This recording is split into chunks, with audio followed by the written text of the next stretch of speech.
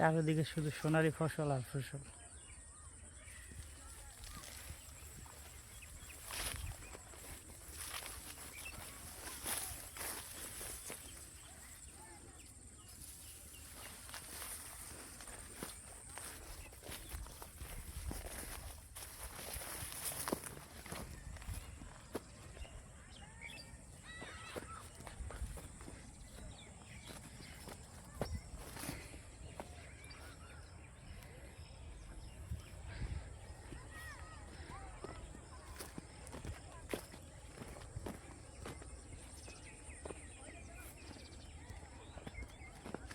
চলে আসলাম মাছের প্রজেক্টে, সুন্দর সুন্দর ফল।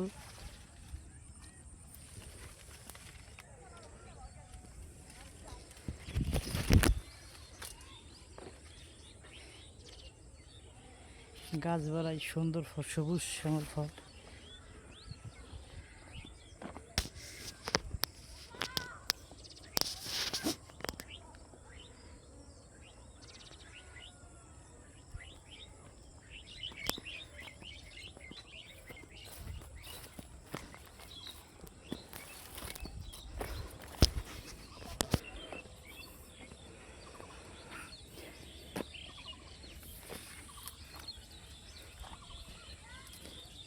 সোনালি সব ফসল। একটা গাছে কি পরিমাণ পেঁপে হয়েছে। গাছটা কিন্তু খুব বড় না, ছোট্ট একটা গাছ। এই যে আমি বইসা রয়েছি, গাছটা মাটির সাথে। আরও সুন্দর সুন্দর গাছ আছে, সুন্দর সুন্দর এই যে পেঁপে। আরও বড় বিষয় হলো যে গাছের পেঁপেটা কোথায় হয়েছে। এই যে সুন্দর পেঁপে। গাছটাও বেশি বড় না, অল্প ছোট্ট একটা গাছ, তার ভিতরে কি সুন্দর এরকম সোনালি, এগুলারই বলা হয় সোনালি ফসল।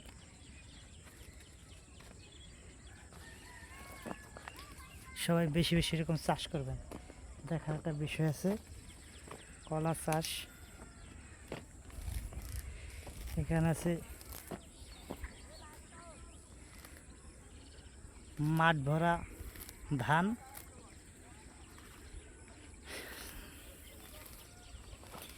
একসার সুন্দর, কি সুন্দর ধান আস্তে আস্তে পাকতেছে, লাল হয়ে গেছে। কিছুদিন পরে এই ধানগুলা কাটা হবে এবং আরো সুন্দর।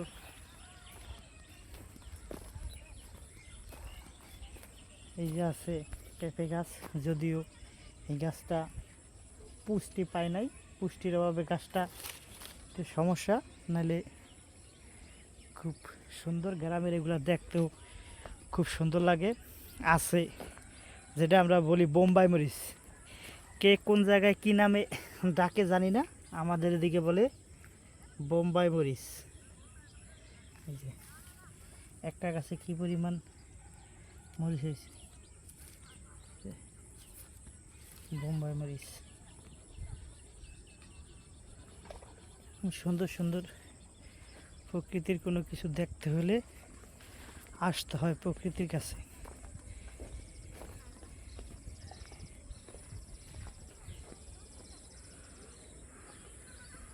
পেঁপে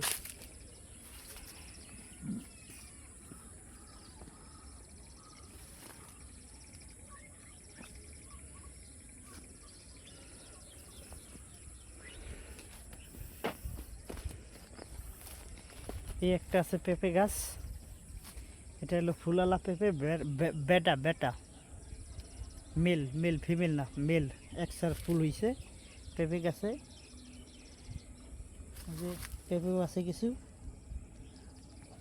আরেকটা খাইছে রে, আরো সুন্দর সুন্দর দূরে গাছ আছে, কি পরিমাণ পেঁপে হয়েছে।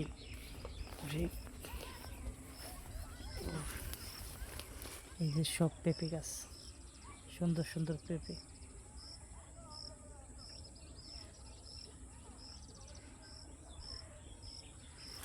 দেখতে পারে, ও মাই গড, আরো প্রচুর পরিমাণে একটা গাছে কি পরিমাণ পেঁপে হইতে পারে দেখেন, কি পরিমাণ পেঁপে হয়েছে। না দেখলে বিশ্বাস করবেন না যে গাছটা কি পরিমাণ পেঁপে হয়েছে। দেখেন, মাশাল্লাহ মাশাল্লাহ, এটি যেন আল্লাহর একটা রহমত।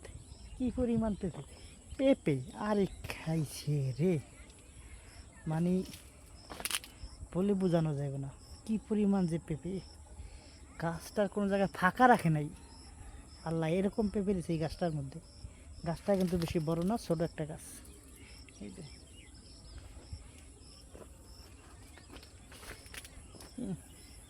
চমৎকার, এত সুন্দর পেঁপে।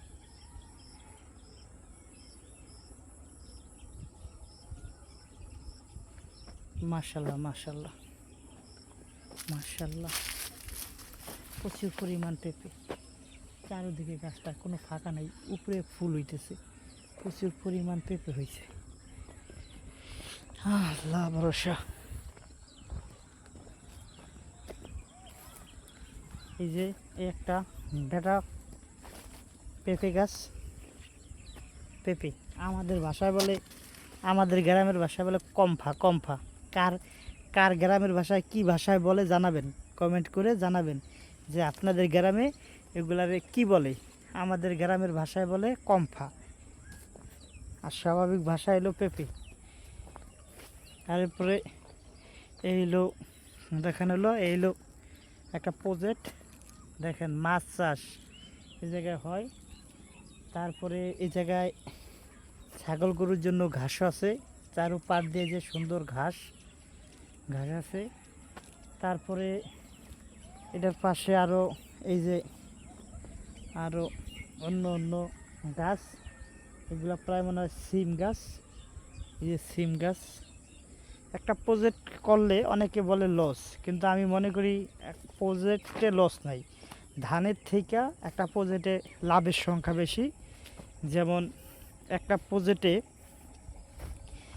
ধান যা পায়, একটা প্রজেক্টে ভিতরে মাছ চাষ করলে তার 3 গুণ প্লাস মাছের দাম আসে বা মাছ পায়। এটা তো গেলই, তার পাশাপাশি এই যে পেঁপে গাছ, কলা গাছ বা অন্যান্য ফসল, এই যে অন্যান্য ফসল এই যে লাগানো আছে, চারদিকে ঘাস, গরুর ঘাস। এই যে পেঁপে, মাশাআল্লাহ, এই পেঁপে বিক্রি করলেই এই প্রজেক্টের পাড়ের থেকে এই ধরনের পেঁপে বিক্রি করলে, পেঁপে বিক্রি করলেই 1 বছরের ধানের টাকা জমির থেকে আইসা পড়ে। তারপরে তো মাছ বাকি আছে। যারা হয়তো বা এই প্রজেক্ট করা তারে ভালো মনে করে না, আমি মনে করি তারা বোঝে না। তারা বুঝলে তাহলে সব ঠিক। মানে এটা প্রজেক্টে কী পরিমাণ যে মাছ আসবে।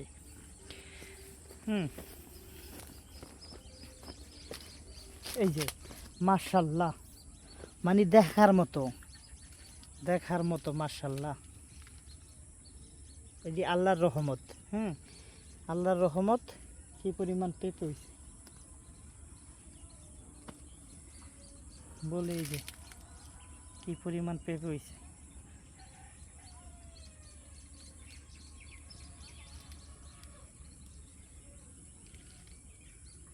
এগুলার বলে আল্লাহর রহমত। এরকম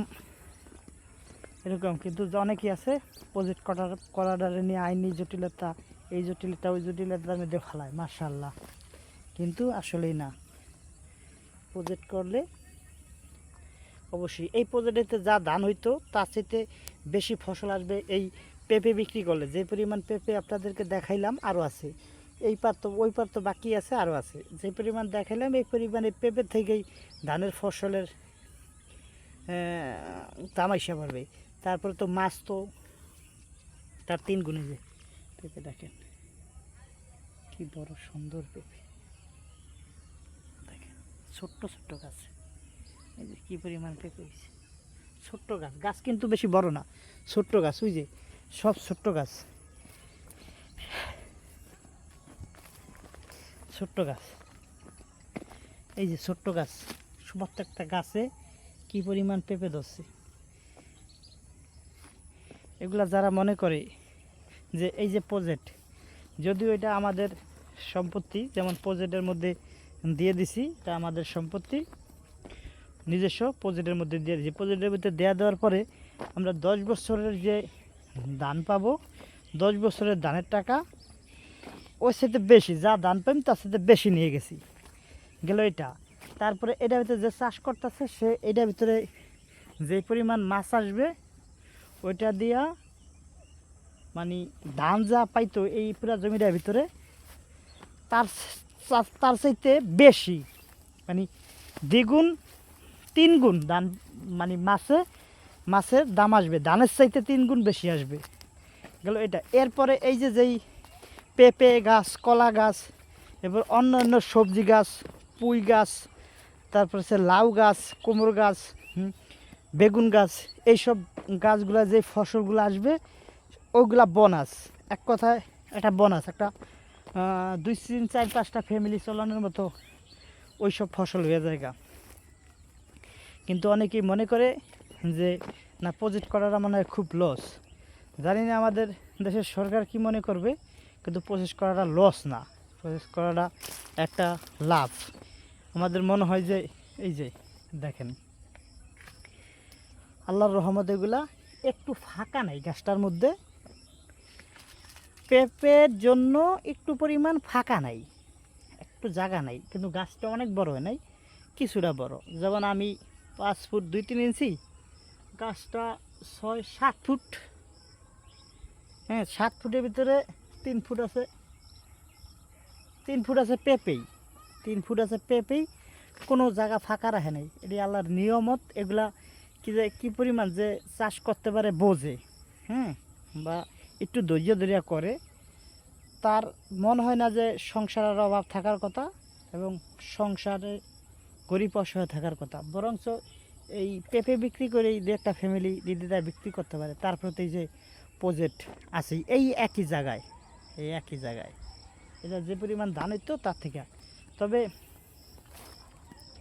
একটা জিনিস হইলো, এরকম সুন্দর সুন্দর জায়গা, এরকম সুন্দর সুন্দর কৃষি ফসলাদি বা এরকম সুন্দর কোনো দৃশ্য যদি দেখতে চান, অবশ্যই কমেন্টের মাধ্যমে বলে দিবেন যে কি কি সুন্দর জিনিস দেখতে চান গ্রামের, অবশ্যই তা তুলে ধরবো। আর ভালো লাগলে, যদি ভিডিওটা ভালো লাগে, অবশ্যই লাইক দিয়ে একটা শেয়ার করে এবং সাবস্ক্রাইব করে তো অবশ্যই দিবেন। এবং ফেসবুকে পেজের থেকে দেখলে বা ফেসবুক থেকে দেখলে অবশ্যই ফলো দেওয়ার সাথে থাকবেন। এই সাইডে এক হলো প্রজেক্ট আর এই সাইডে হলো ধানের জমি। যদিও এই যে ধানও খারাপ না, খুব সুন্দর ধানও খাইতে লাগে। তবে আসলে বিষয় কি, মানে বিজনেস তো বিজনেসই, যেটা দ্বিগুণ আসে সেটা আমরা তো ইচ্ছে করলে এরকম মাছ বাহিরেও ব্যবসা করুন, যার বিনিময়ে আমরা আবার অন্য দেশের থেকে অন্য কিছু কিনতে পারি। ঠিক আছে, তবে আল্লাহ হাফেজ, সবাই ভালো থাকবেন, সাবস্ক্রাইব করে দিবেন, ফেসবুক থেকে দেখলে ফলো করে দিবেন, সবাই ভালো থাকবেন।